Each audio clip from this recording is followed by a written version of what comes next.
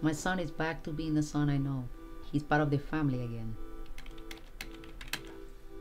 I no longer spend my days trying to find money to buy drugs. I can do the things I need to do, pay my taxes, earn a living, and I contribute to my community again. I don't have to arrest the same people again and again for petty crimes. We can spend our time and resources on more important things to keep our communities safe.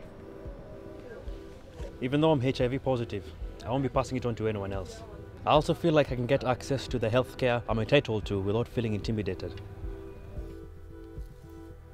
Every time my husband injects drugs, he does so with a clean needle and he doesn't share it with anyone else. This protects me too. The number of people in my country requiring expensive and lifelong treatment for AIDS is no longer rising. We are preventing transmission at the root. Now my mom can pick me up from school and read me bedtime stories. Harm reduction doesn't aim to stop people from using drugs. It gives people alternatives so they can protect their health and the health of others to minimize the harms associated with using drugs. Not just for themselves, but also for their families and communities.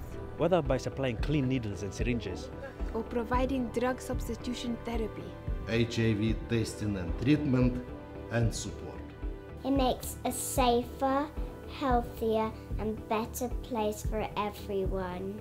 12.7 million people around the world inject drugs. And outside of sub-Saharan Africa, that accounts for an estimated 30% of new HIV infections.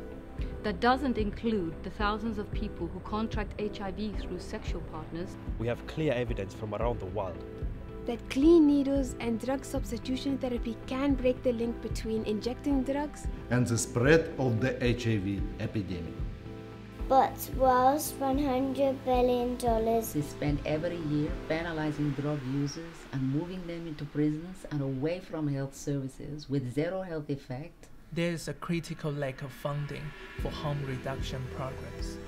We know that HIV prevention costs far less than HIV treatment. One country showed that every dollar spent on needle and syringe programs save $27 in healthcare costs. The differences between countries who fully support and fund harm reduction programs and those who don't speak for themselves. It's time to stop punishing and start working together.